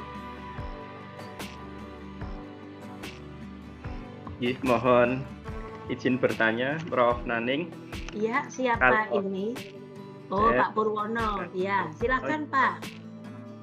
Kalau terkait dengan pengolahan limbah untuk limbah cair, kira-kira tren saat ini yang menggunakan misalnya spesies tertentu gitu, kira-kira apa nggih, Prof? Oke, baik. Terima kasih. Pengolahan limbah menggunakan organisme itu kita kenal sebagai bioremediasi. Remediasi itu kan perbaikan ya. Perbaikan. Kalau perbaikan itu kan berarti tidak mengembalikan ke kondisi semula. Kalau mengembalikan ke kondisi semula itu namanya restorasi. Nah, kalau perbaikan, gelas kita pecah jadi dua, kita bisa lem. Fungsinya menjadi tetap tidak bocor, masih bisa dipakai, tetapi dari estetika mungkin agak nggak enak karena kelihatan ada tambalan, gitu ya. Nah, bioremediasi juga gitu, jadi kita hanya menurunkan kualitas airnya sampai dengan kondisi yang memungkinkan dan tidak toksik. Kan seperti itu untuk kualitas air. Nah, yang bisa dilakukan kalau saya di Indonesia belum banyak yang mengembangkan atau menerapkan HRAP. HRAP itu High Rate Alga Pond. Di Singapura itu terintegrasi. Limbah kota itu masuk di HRAP. Nah, HRAP ini dia menggunakan, jadi treatmentnya itu kan secara fisik, kimia, terakhir itu secara biologi. Nah, secara biologi biasanya diawali dengan penggunaan mikroba dulu. Di kolam, ini di kolam. Jadi kalau ini terkontrol karena terisolasi di situ. Nah, biasanya Pseudomonas itu menurunkan BOD sampai dengan 90%, waktunya pendek untuk mikrobanya. Nah, saya tidak merekomendasikan penggunaan EM4. Mengapa? EM4 itu impor, artinya kita mendatangkan spesies dari luar ke Indonesia. Dan itu ketika kita pakai, kemudian ini khawatirnya nyebar ke lingkungan kita dan tidak kelihatan, dia bermutasi, jauh lebih bahaya. Jadi lebih bagus menggunakan, ya kita isolasi dari lokasi saja, itu gampang. Diisolasi dari lokasi penelitian gampang. Nah, kemudian sesudah BOD dan lain-lain ini turun, karena utamanya itu kan di BOD, kita kemudian pilih, saya di skala laboratorium, karena saya mencari industri yang mengizinkan kami untuk mengaplikasikan, itu tidak boleh. Nah, untuk logam berat, beberapa mikroalga itu potensial. Chlorella itu menurunkan logam berat dalam waktu kurang dari 14 hari. Jadi idealnya waktu antara 7 sampai 10 hari itu ideal Chlorella. Nah, kemudian spirulina juga demikian. Nah, ketika kita meremediasi menggunakan mikroalga, itu berarti fikoremediasi. Jadi fikoremediasi ini ketika dia bekerja untuk meremediasi logam berat, pertanyaannya kemudian, nah terus diapakan ini? Ya dipanen, tetapi jangan digunakan untuk pupuk dan lain-lain, nanti dikonversi menjadi biofuel saja. Jadi saat kuliah nanti itu akan saya berikan, dan itu yang sudah banyak dikembangkan. Jadi manennya itu gampang. Nah, Pak Purwono roda sepeda itu dibuat digabung jadi satu, dan itu dibuat berputar, dipasang net, paranet di situ, ukurannya yang kecil, disitulah untuk manen mikroalganya. Begitu ini sudah dipanen, ya sudah dikonversi menjadi biofuel, begitu. Jadi itu contoh. Jadi kita menyelesaikan masalah, tapi justru kalau ini kan menghasilkan biofuel, begitu. Jadi untuk fikoremediasi sampai di sana. Kalau untuk tumbuhan tinggi yang potensial sebenarnya eceng gondok itu dia tidak hanya filter, tetapi dia mengakumulasi logam berat. Itu sebabnya tempat-tempat di mana eceng gondok itu blooming biasanya logam beratnya itu rendah. Mengapa? Diakumulasi oleh eceng gondok. Jadi sebenarnya eceng gondok itu masalah, tapi sebenarnya membantu kita di dalam meremediasi terutama logam berat, begitu. Jadi itu yang yang bisa dikembangkan, dan penelitian untuk fitoremediasi itu sudah banyak. Jadi yang potensial itu eceng gondok, kemudian tiva itu juga bagus, kemudian duckweed itu hijau kecil-kecil, itu meremediasi kemudian dipanen, tergantung. Kalau yang diremediasi itu tidak logam berat, misalnya problemnya itu nutrien, fosfor, nitrogen, maka ini dipanen, bisa digunakan untuk pupuk atau digunakan untuk pakan ternak. Jadi intinya proses lanjut sesudah bioremediasi, kemudian ini mau dikonversi apa, tergantung yang diremediasi itu apa. Kalau yang diremediasi di situ logam beratnya rendah, tapi utamanya meremediasi supaya N dan P-nya rendah, maka ini dipanen bisa digunakan sebagai pupuk. Gitu Pak Purwono. Ada lagi? Iya, matur nuwun, Prof. Sama-sama. Ada lagi? Waktunya kita masih berapa menit? Kita sampai jam 12 ya. Masih ada beberapa menit kalau ada yang mau menyampaikan.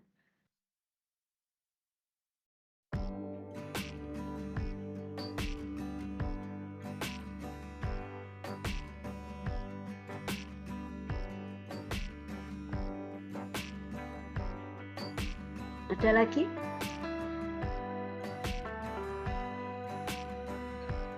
Ya, silakan Mbak Mulyati.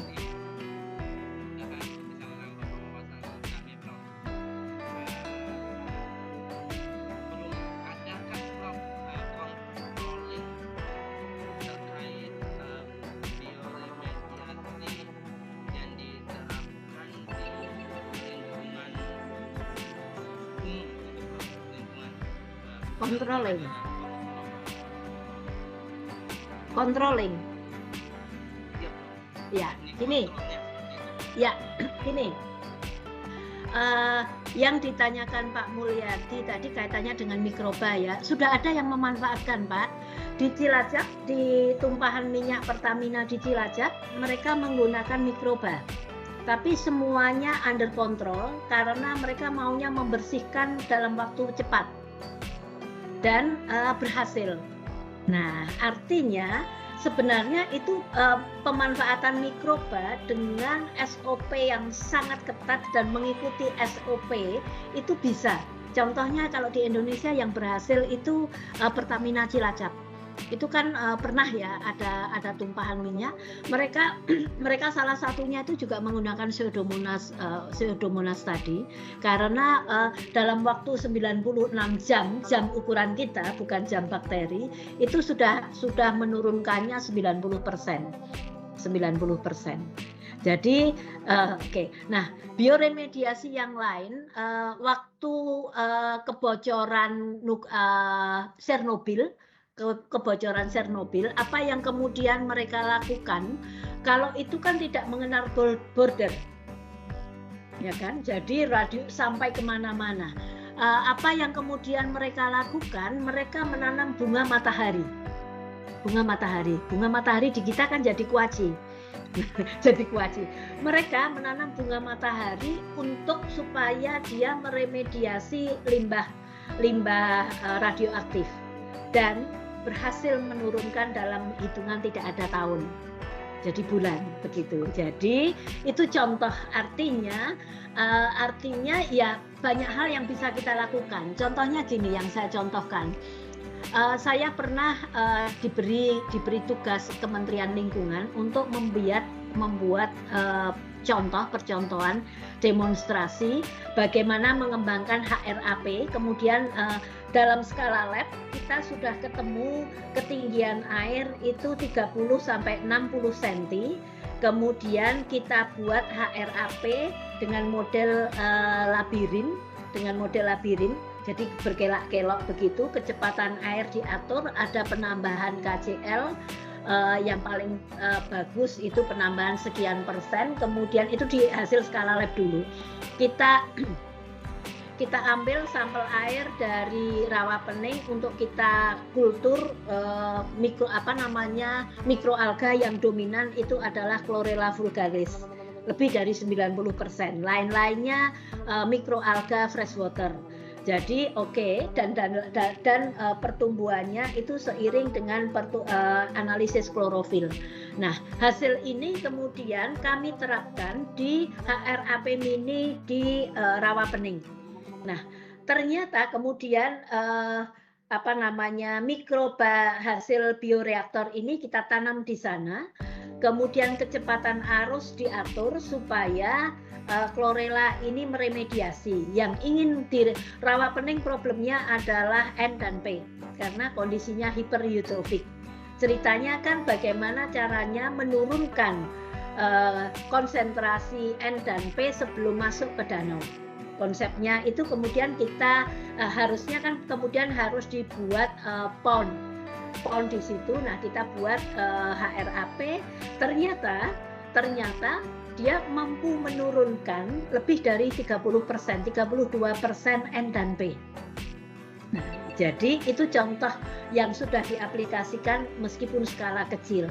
Nah, justru yang lucu, kita bangun HRAP ini kan dengan beton tembok begitu itu. Anak-anak kecil ke situ mandi. Karena dikira ini kolam baru ini. Nah, yang menarik lagi, kami sebenarnya awalnya itu konsepnya menggunakan mikroalga karena kita ngambil tadi dari rawa pening yang dominan chlorella. Ternyata kemudian yang masuk ke HRAP ini tidak hanya mikroalga tetapi juga kiambang, sehingga kemudian memunculkan konsorsium antara tanaman akuatik dengan mikroalga itu pasti ada begitu ya. Demikian juga sebenarnya ada kontribusi mikroba, cuman mikroba tidak kita analisis, kita mengasumsikan mikrobanya itu ya part of chlorella begitu. Jadi itu contoh sebenarnya di dalam aplikasinya untuk level S3 yang ingin saya sampaikan sebenarnya definisi operasional dari penelitian kita itu dibatasi. Jadi dalam penelitian yang saya sampaikan kita implementasi di rawa bening, kita batasan operasionalnya untuk remediasinya ini menggunakan mikroalga yang dikembangkan dari rawa bening.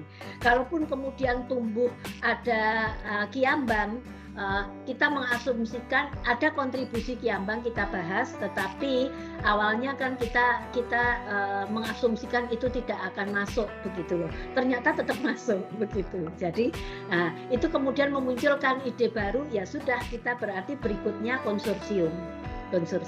Gitu Pak Mulyadi. Jadi intinya penelitian itu, novelty dari penelitiannya nanti sometimes itu di luar tujuan. Itu justru akan ketemu sesuatu yang menarik yang itu kemudian diekspos. Jadi seperti itu. Itulah indahnya penelitian di situ itu. Itu Bapak dan Ibu kayaknya waktunya pas jam 12 waktu HP saya. Senang berdiskusi, kalaupun ingin berdiskusi lebih lanjut silahkan datang ke ruangan saya. Kita punya kesempatan luas untuk bisa berdiskusi. Jadi saya tutup untuk kuliah matrikulasi dari saya siang hari ini. Terima kasih.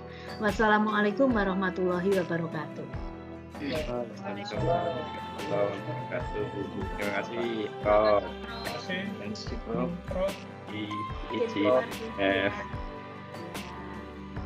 Waalaikumsalam. Terima kasih podcastnya. Aduh, Prof Indah. Saya sambil kerja sambil mendengarkan itu Mbak Naning, podcastnya bagus. Monggo nanti Prof Indah di aspek soseknya. Iya. Kita kan sudah pernah dulu itu bimbingannya Prof Indah yang saya minta ngitung kalau kita manen eceng gondok di rawa bening itu butuhnya berapa sih? Gitu. Kan bimbingannya Prof Indah dulu itu.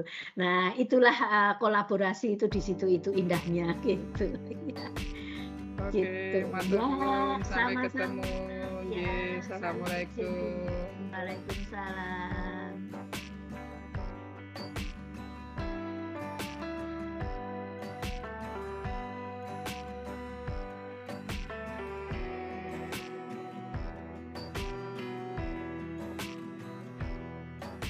Bapak dan Ibu, nanti untuk pertemuan selanjutnya jam 1 tepat, mohon nanti untuk bisa join sebelum jam 1 nggih.